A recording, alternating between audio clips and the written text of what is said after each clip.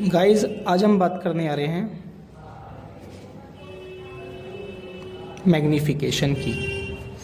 Magnification का मतलब क्या होता है? आवर्धन। असल में आखिर मैग्नीफिकेशन क्या है? एक तरह का रेशियो है। किसका? Height of image and height of object का, यानी कि हाइट ऑफ इमेज को रिप्रेजेंट करते हैं एच डैश से और हाइट ऑफ ऑब्जेक्ट को रिप्रेजेंट करते हैं एच से। यानी कि magnification is a ratio of image of height and object of height. इसको बोलते हैं H I upon H O. H O का मतलब ऑब्जेक्ट हो गया, एच आई का मतलब इमेज हो गया। तो मैग्नीफिकेशन इमेज का एक और ऑब्जेक्ट की हाइट का रेशियो है।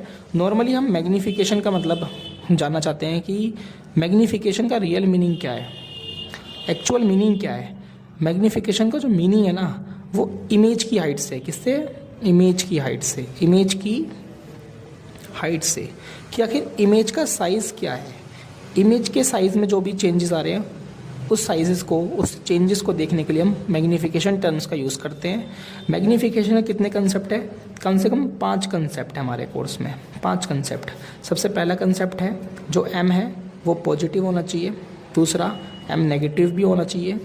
तीसरा, एम जो है वो ग्रेटर देन 1 है। चौथा, एम जो है वो स्मॉल देन 1 है।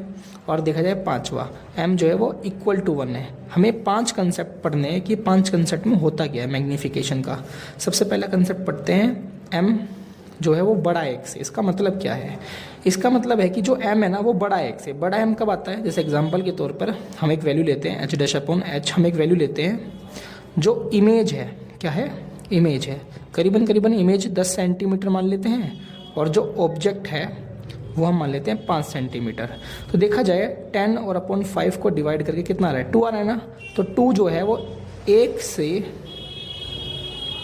बड़ा है। क्या है बेटा? बड़ा है। इसका मतलब m जो है वो बड़ा है 1 से। इसका मतलब इमेज की जो हाइट है वो बड़ी है ऑब्जेक्ट की हाइट से। देखो ना 5 यहाँ, इसका मतलब इमेज की जो हाइट है वो बड़ी है ऑब्जेक्ट की हाइट से। इस बात को हम m इज ग्रेटर देन 1 कहते हैं। जो दूसरा कंसेप्ट है, m इज स्मॉल देन 1। इसका मतलब क्या है? इसका मतलब सपोज हम फाइंड करते हैं H dash upon H. Suppose जो इमेज है, इमेज हमारी 2 मान लेते हैं, 2 सेंटीमीटर है। ऑब्जेक्ट हमारा कितना है बताइए? 5 मान लेते हैं, 5 सेंटीमीटर ऑब्जेक्ट है। अगर मैं 2 और अपॉन 5 को डिवाइड करता हूँ, m इक्वल्स टू 2 अपॉन 5 को डिवाइड करता हूँ, तो यहाँ पर आ गया 0.4। अब 0.4 का मतलब क्या है? जो m है वो स्मॉल देन 1 थे, 1 से छोटा है। यहाँ पे 0.4, यहाँ पर 1 नहीं है, 0.4 है, 1 से कम है। इसका मतलब हाइट जो है वो छोटी है किससे? ऑब्जेक्ट से। यानी ऑब्जेक्ट जो है वो बड़ा है हाइट से, इमेज की हाइट से, इसलिए m इज स्मॉल देन 1 आता है। तीसरा कंसेप्ट है m is equal to 1। m is equal to 1 कब आएगा? m इक्वल्स टू 1 तब आएगा जब आपकी इमेज भी कितनी होगी। सपोज आपकी 10 है, ऑब्जेक्ट भी आपका कितना है? 10 है।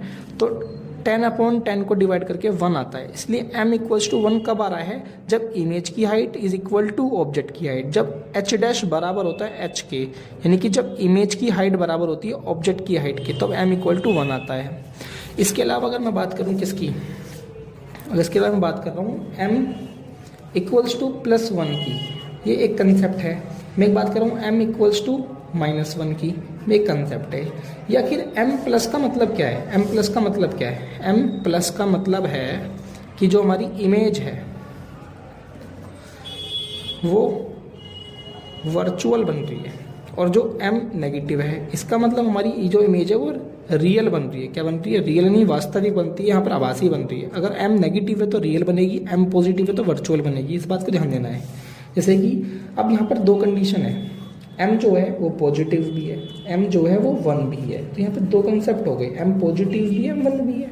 तो m पॉजिटिव है, इसका मतलब वो पक्का कैसी होगी? वर्चुअल होगी, वर्चुअल होगी। अब m पॉजिटिव है, वर्चुअल है। पर m जो है 1, m 1 कब आता है? जब h डैश बराबर होता है h के, यानी कि इमेज की हाइट ऑब्जेक्ट की हाइट बराबर है और 1 भी है m।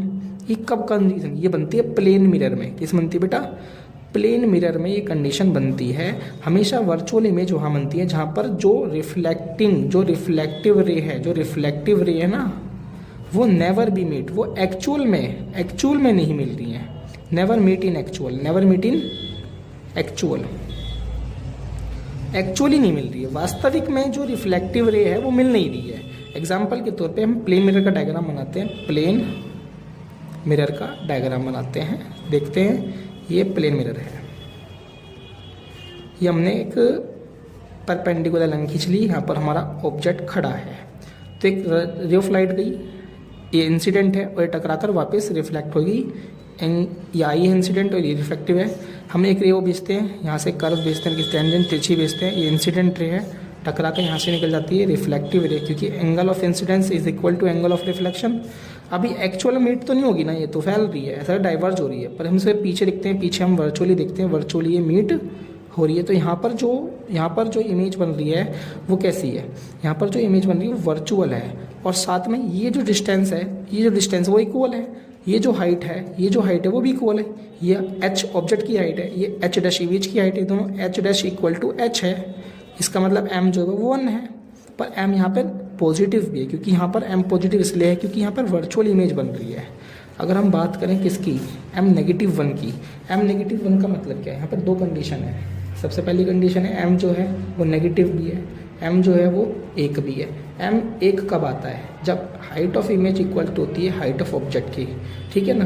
तो इसकी कंडीशन हमें पता है कि अगर सपोज इमेज हमारी 10 सेंटीमीटर बन रही है और ऑब्जेक्ट हमारा कितना टोल है, 10 सेंटीमीटर टोल है, तो इसको अपॉन में डिवाइड करके हमारा 1 आएगा। पर यहाँ पे m -1 है, नेगेटिव का m का मतलब क्या होता है, रियल इमेज। इसका मतलब जो इमेज है वो रियल है, और जो इमेज रियल होती है वही इमेज क्या होती है, इन्वर्टेड भी होती है। जैसे जो इमेज वर्चुअल होती है वो इरेक्ट होती है, इरेक्ट मतलब सीधा होता है, सीधी होती है, और जो इमेज रियल होती है वो वर्चुअल होती है। तो इसके अलावा अगर हम बात करें, ये वर्चुअल इमेज का बनती है कॉनकेव मिरर में। किस बनती है बेटा, कॉनकेव मिरर का मतलब अवतल दर्पण बनती है। तो बेटा कॉनकेव मिरर में जो इमेज बनती है वो रियल बनती है। तो कॉनकेव मिरर में कौन सा केस है, ये केस नंबर 3 है। जब ऑब्जेक्ट कहाँ पर खड़ा होता है, जब ऑब्जेक्ट कहाँ लोकेट होता है, उसकी लोकेशन कहाँ होती है, एट सेंटर ऑफ कर्वेचर पर होती है। जब ऑब्जेक्ट सेंटर ऑफ कर्वेचर पर खड़ा है तो उसकी इमेज भी कहाँ बनती है, एट सेंटर ऑफ कर्वेचर पर बनती है, समझे। तो m- का मतलब है कॉनकेव मिरर, m1 का मतलब है इमेज की हाइट बराबर है इमेज की ऑब्जेक्ट की हाइट से। तो अगर आपसे पूछता है पेपर में, क्वेश्चन पूछता है कि m अगर -1 है तो ये कौन सा केस है, ये केस कॉनकेव मिरर का है। किसका है, कॉनकेव मिरर केस है। और यहाँ पर कौन सा केस है, एट सेंटर ऑफ कर्वेचर, नहीं 3rd केस है। किसका केस है बेटा, ये 3rd केस है। अगर आपसे पूछता है कि m = +1 है ये, तो ये केस आपका प्लेन मिरर का केस है। किसका बेटा, प्लेन मिरर का केस है, ध्यान रखना इस बात को। प्लेन मिरर में जो इमेज बनती है वो वर्चुअल एंड इरेक्ट बनती है। यहाँ पर जो इमेज बनती है वो रियल एंड इन्वर्टेड बनती है। इस बात को आप सभी समझना। तो हमारा इसी के साथ मैग्नीफिकेशन जो कंसेप्ट है वो पूरा खत्म होता है। मैग्नीफिकेशन के हमने 5 कंसेप्ट पढ़े। पहला m पॉजिटिव होना चाहिए, m नेगेटिव होना चाहिए, m less than and greater than and equal to, ठीक है ना।